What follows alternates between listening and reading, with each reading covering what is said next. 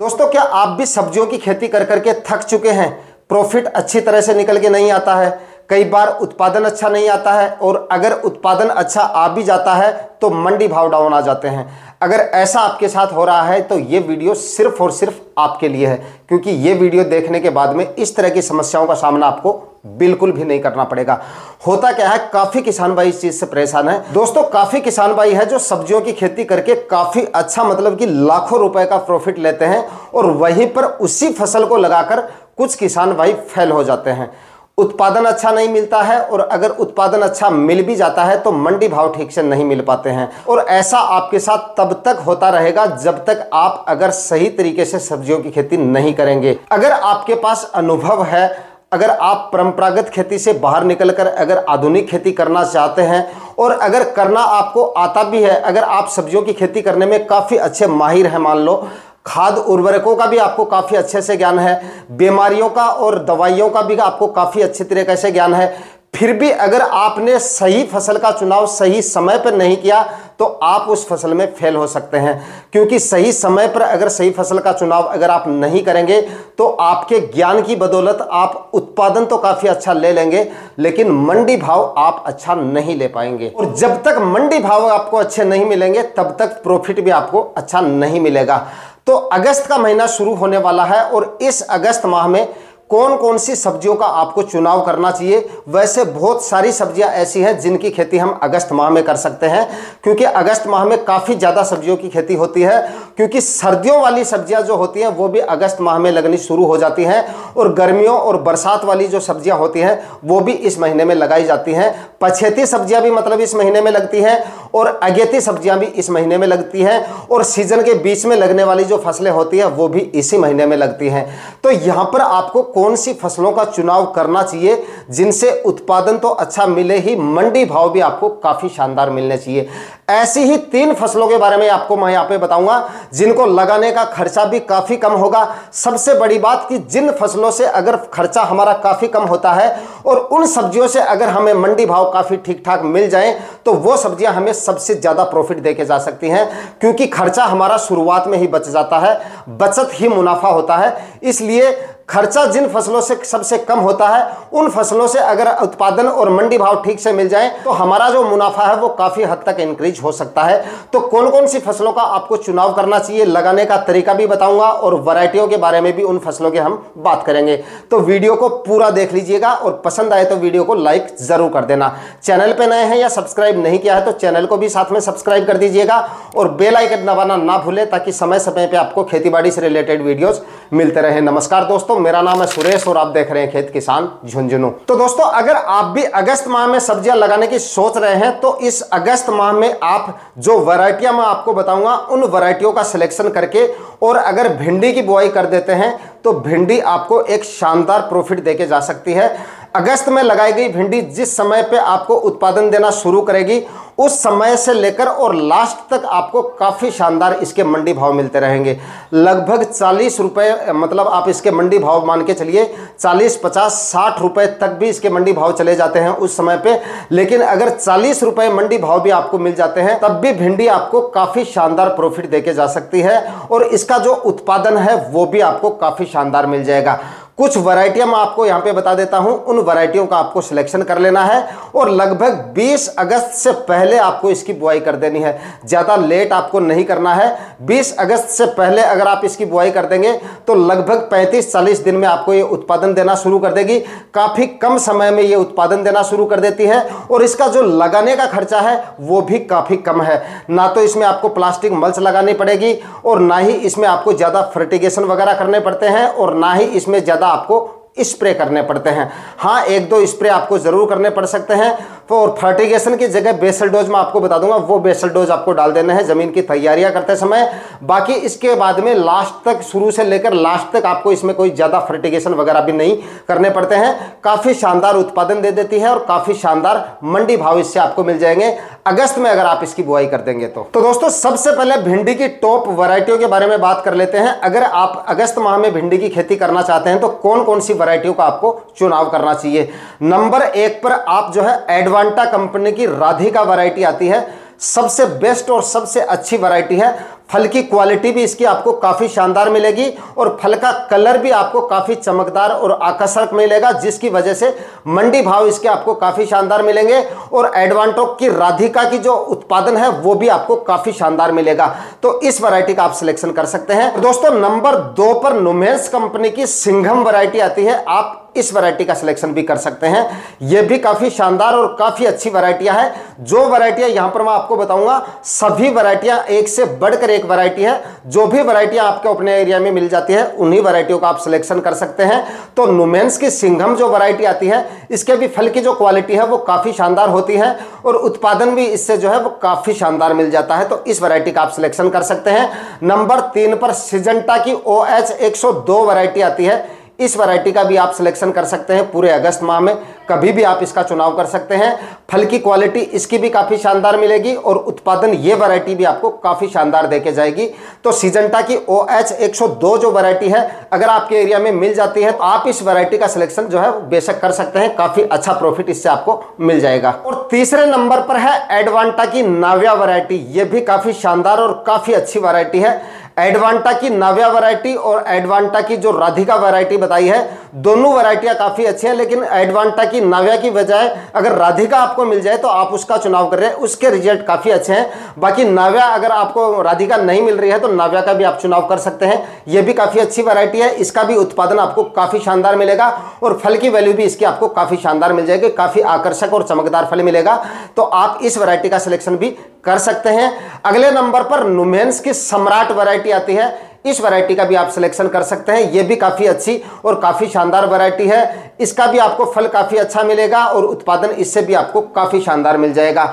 इसके बाद में दोस्तों आप जो है माहिको कंपनी की 10 नंबर वैरायटी आती है, यह भी भिंडी की काफ़ी शानदार वैरायटी है, इस वैरायटी का भी आप सिलेक्शन कर सकते हैं। यह भी काफ़ी अच्छी और काफ़ी शानदार वैरायटी है, इसका भी आपको काफ़ी शानदार उत्पादन मिल जाएगा। तो दोस्तों यहाँ पर मैंने आपको भिंडी की 6 वैरायटियों के बारे में जानकारी दी है। इन 6 वैरायटियों में से जो भी वैरायटी आपको मिल जाती है उसी वैरायटी का आप सिलेक्शन कर सकते हैं। 6 काफ़ी अच्छी वैरायटियां हैं, अच्छा उत्पादन मिल जाएगा आपको और अच्छा प्रॉफिट इन वैरायटियों से आपको मिल जाएगा। तो जो भी वैरायटियां आपको मिल जाए उस वैरायटी का आप सिलेक्शन कर सकते हैं। अब बात कर लेते हैं भिंडी की खेती का सही तरीका कौन सा है, किस तरीके से आपको भिंडी की खेती करनी चाहिए ताकि आपको ज़्यादा से ज़्यादा उत्पादन इससे मिल सके। तो देखिए भिंडी की खेती को आप 2 तरीके से कर सकते हैं। अगर आप खर्चा कम करना चाहते हैं, सिंपल और साधारण विधि से खेती करना चाहें तो आप सिंपल और साधारण विधि से इसकी खेती कर सकते हैं, मतलब फव्वारा विधि से आप इसकी खेती कर सकते हैं। या फिर अगर आप बेड बनाकर इसकी खेती करना चाहें तो बेड बनाकर भी आप इसकी खेती कर सकते हैं। बेड बनाकर इसकी खेती करेंगे तब भी आपका खर्चा कोई ज़्यादा नहीं आएगा, क्योंकि प्लास्टिक मल्च वगैरह तो इसमें लगाने की जरूरत नहीं होती है। फिर भी बेड बनाने का आपका सिर्फ खर्चा हो सकता है, दूसरा ड्रिप इरिगेशन का खर्चा हो सकता है। तो अगर आपके पास में ड्रिप इरिगेशन है तो आप बेड बना के इसकी खेती करेंगे तो आपको उत्पादन ज़्यादा अच्छा मिलेगा, फसल आपकी अच्छे से ग्रो होगी, रोग बीमारियां भी आपको कम देखने को मिलेंगी और फल फूल आपको ज़्यादा देखने को मिलेंगे। तो बेड बनाकर आप इसकी खेती करें या फिर आप सिंपल और साधारण विधि से करें, किसी भी विधि से आप इसकी खेती करें। लेकिन सबसे पहले खेत की तैयारियों की बात करें तो सबसे पहले आपको 3 से 4 जुताई मिट्टी पलटने वाले हल से और मिट्टी भुरभुरी करने वाले हलों से और 1 जुताई कल्टीवेटर से आपको आड़ी तिरछी 3-4 जुताइयां मतलब कर लेनी है। और उसके बाद में, क्योंकि जुताइयों पे आपको सबसे ज़्यादा ध्यान देना होता है, बरसात का सीजन हो या फिर किसी दूसरे सीजन में आप भिंडी लगा रहे हो, फिर भी भिंडी की फसल में जड़ गलन की जो समस्या होती है वो सबसे ज़्यादा देखी जाती है, मतलब फफूंद जनित जो रोग होते हैं वो सबसे ज़्यादा होते हैं, जड़ से संबंधित जो रोग होते हैं वो सबसे ज़्यादा होते हैं भिंडी की फसल में। तो इसके लिए ज़मीन की तैयारियां आपकी अच्छी होनी चाहिए और जिस समय आप ज़मीन की तैयारियां करते समय जो बेसल डोज डाल रहे हो वहाँ पर फंगीसाइड का भी आपको ज़रूर इस्तेमाल करना है। तो सबसे पहले बात करें अगर गोबर की खाद की तो 3 से 4 ट्राली सड़ी हुई गोबर की खाद इसमें डाल दें, या फिर अगर आपके पास गोबर की खाद कम है तो 2 से 3 ट्राली से भी आप काम चला सकते हैं। तो 2 से 4 ट्राली आप मैक्सिमम 4 ट्राली तक जो है प्रति एकड़ के हिसाब से गोबर की खाद डालें और उसके बाद में 2-3 जुताई करके और जो बेसल डोज है रासायनिक खाद उर्वरकों का वो आपको जरूर डाल देना है। बेसल डोज में आप जो है यहाँ पर 50 से 60 केजी जो है एसएसपी काम में ले सकते हैं और 30 केजी म्यूरेट ऑफ पोटाश आपको काम में लेना है और 20 केजी यहाँ पर आपको यूरिया काम में लेना है। और इन्हीं के साथ में एक फंगीसाइड यानी कि धानुका कंपनी का धानुस्टिन जो फंगीसाइड आता है वो आपको काम में ले लेना है, या फिर आप बावेस्टिन भी काम में ले सकते हैं। यानी यानी कि कार्बनडाजिम 50% वाला कोई भी आप फंगीसाइड काम में ले सकते हैं।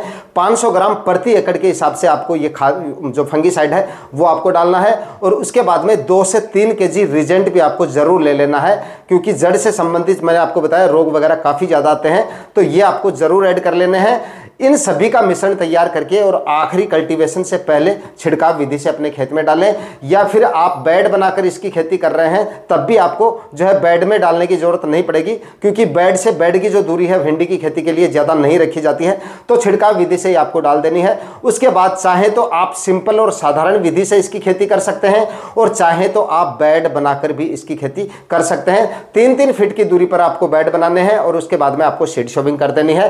प्लांट से प्लांट की दूरी जो है वो 7 से 8 इंच तक आपको रखनी है, और बेड से बेड की जो दूरी है वो आपको मैंने 3 फीट बताई है। लेकिन एक बेड पर आपको 3 लाइनों में भिंडी की बुआई करनी है, कि अगर सिंगल लाइन में आप भिंडी के बीजों की बुआई करेंगे तो नंबर ऑफ प्लांट काफी कम हो जाएंगे। इस वजह से एक बेड पर 3 लाइनों में आप भिंडी के बीजों की बुआई करें, और मतलब बीज से बीज की जो दूरी है वो 6-7 इंच तक आप रख सकते हैं। प्लांट से प्लांट की दूरी आप 7 से 8 इंच रखें, और लाइन से लाइन की दूरी आप 4 से 5 इंच रखें।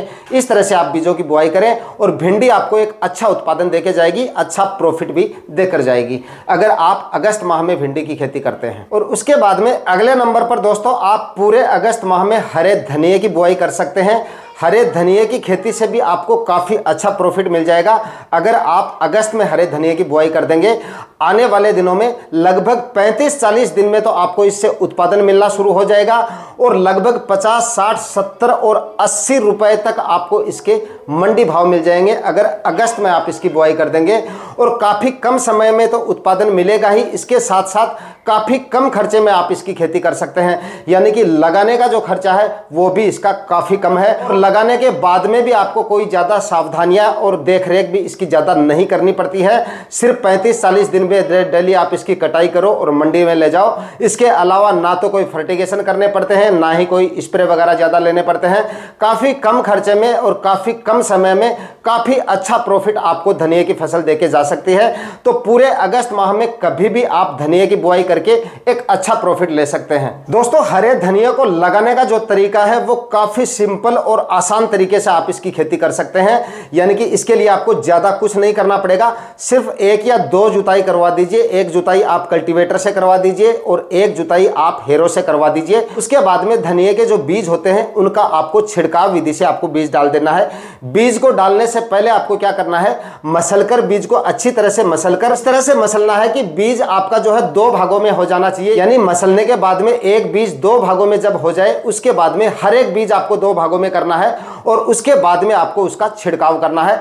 छिड़काव करने के बाद में आप उसमें फवारा इरिगेशन से जो है सिंचाई कर दें और धनिये की खेती हो जाएगी। मतलब कोई ज़्यादा इसमें कुछ करने की जरूरत नहीं है। हाँ, बीज का छिड़काव करने के बाद में आप किसी औजार की सहायता से या हाथ से आप उसको मिक्स जरूर कर दें, मतलब मिट्टी के अंदर आपको उसको मिक्स कर देना है। उसके बाद में आपको उसकी सिंचाई करनी है। खाद उर्वरकों की बात करें तो ज़्यादा कुछ आपको डालने की जरूरत नहीं पड़ेगी। 30 से 40 केजी आप इसमें DAP डाल दें, और 20 से 25 केजी आप यूरिया डाल सकते हैं पहले कल्टीवेशन से पहले, और उसके बाद में बीज का छिड़काव करके सिंचाई करके धनिये की खेती आसानी से आप कर सकते हैं।